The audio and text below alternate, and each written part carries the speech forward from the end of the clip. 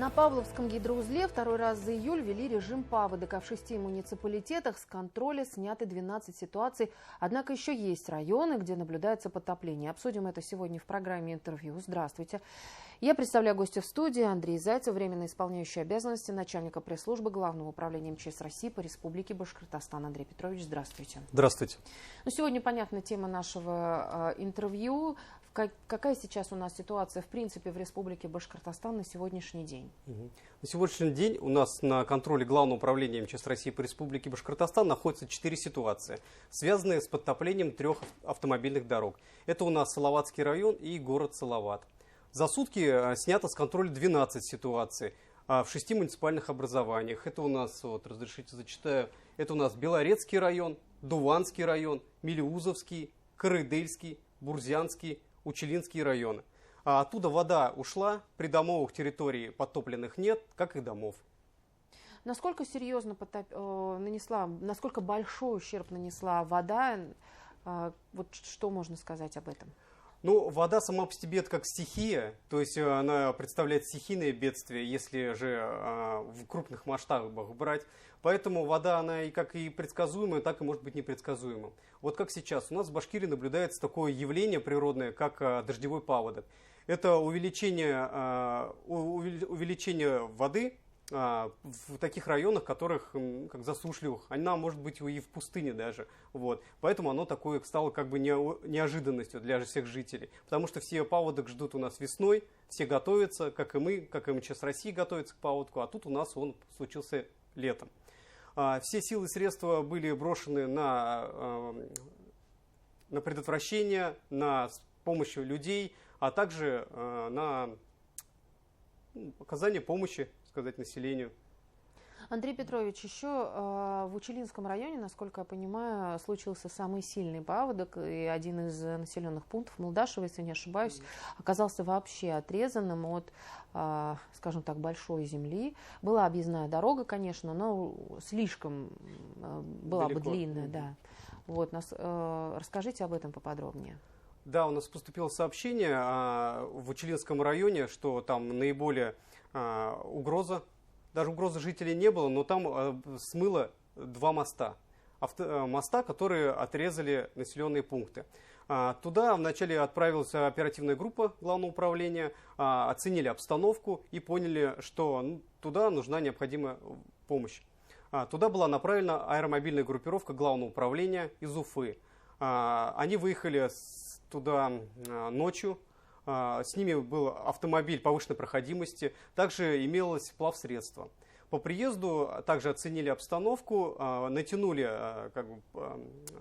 веревки, подготовили плавсредства. Администрация подготовила продукты питания, еду, необходимые медикаменты. И наши спасатели это все переплавляли на лодке и доставляли жителям этих населенных пунктов.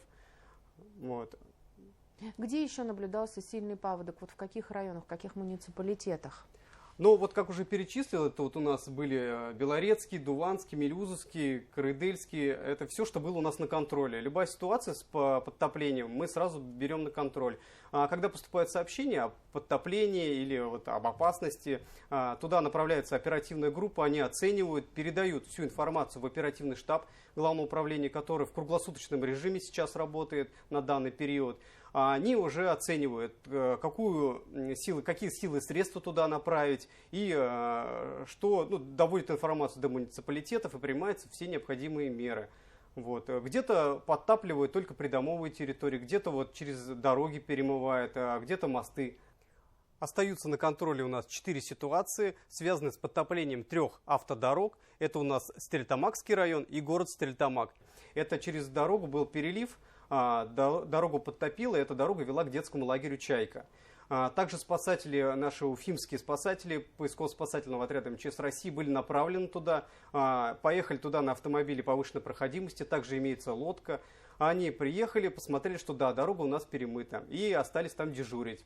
Связались с лагерем, лагерь находится на возвышенности, то есть подтопления угрозы нету, детям опасность не угрожает, угрозы подтопления там нет. Но при этом наши спасатели там дежурят круглые сутки, до сих пор они находятся там.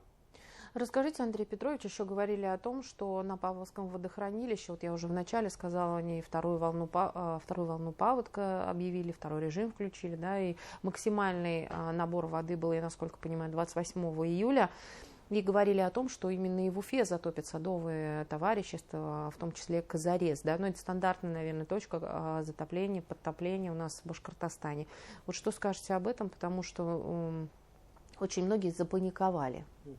Ну, во-первых, мы как и мониторим подъем уровня рек, так и сброс воды во водохранилище. Также не только наших республиканских, но и Челябинской области. Как вы знаете, там перемыв был. Вот. Это все влияет и на Республику Башкортостан. На данный момент, на сегодняшний день, Павловское, Юмагузинское, Нугурское водохранилище работает в штатном режиме. То есть превышения сброса нет. Что касается подъема реки Белая, реки Уфа, как раз в городе Уфе, вот я вам сейчас хотел привести цифры.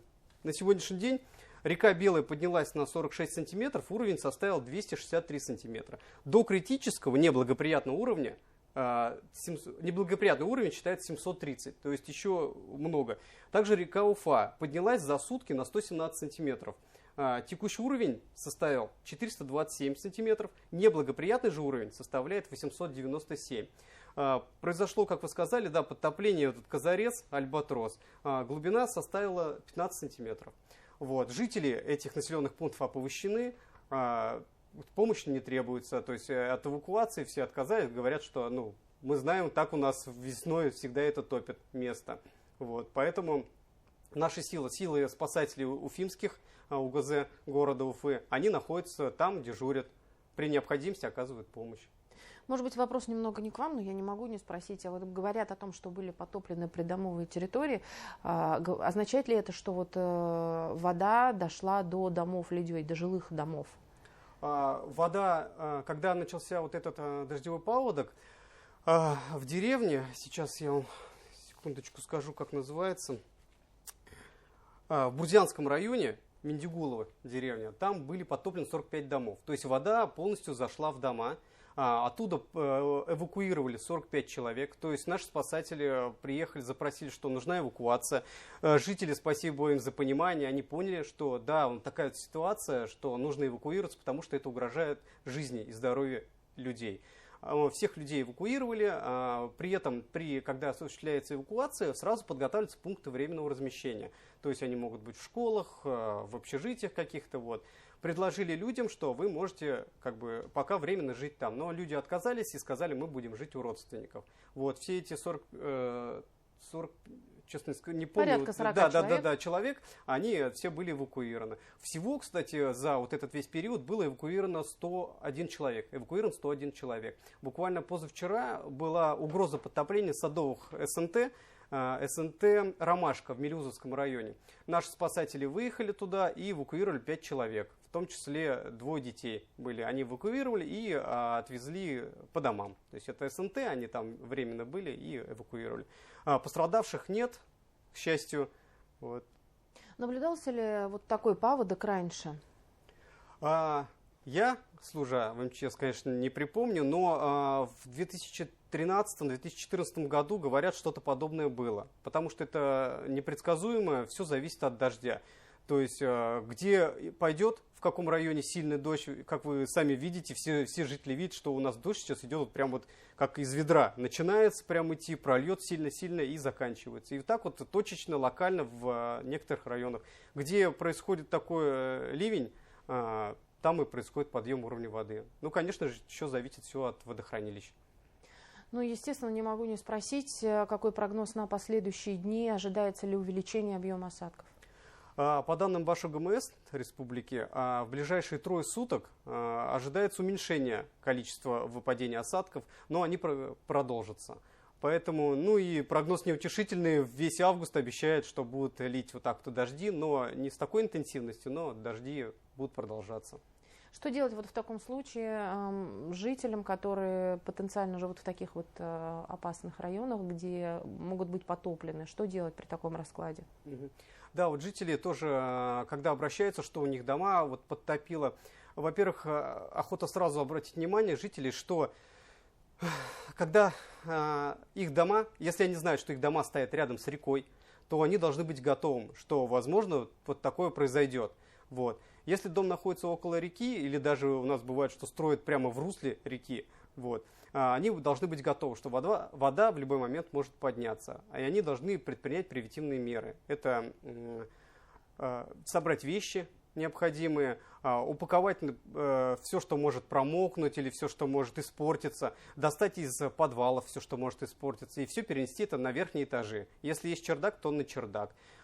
Животных, собаку, если она на привязи, желательно отвязать веревку, потому что если вода сильно быстро придет, то может угрожать опасность животному. Документы собрать и слушать и смотреть СМИ, смотреть БСТ, потому что там будут все рассказывать, смотреть также сайты Главного управления МЧС России по Республике Башкортостан. Всю актуальную информацию будем выводить туда. Андрей Петрович, спасибо огромное, что пришли сегодня к нам в студию. Частично, может быть, успокоили, потому что все уже запаниковали о том, что и Уфу сейчас начнет топить. Но вот официальная информация такова. Я думаю, что она основана на цифрах. Это объективная информация. Спасибо вам огромное. Пожалуйста. Это была программа «Интервью». Сегодня говорили о дождевом паводке, который внезапно накрыл Республику Башкортостан. Частично, конечно же, некоторые населенные пункты. Спасибо, что были с нами.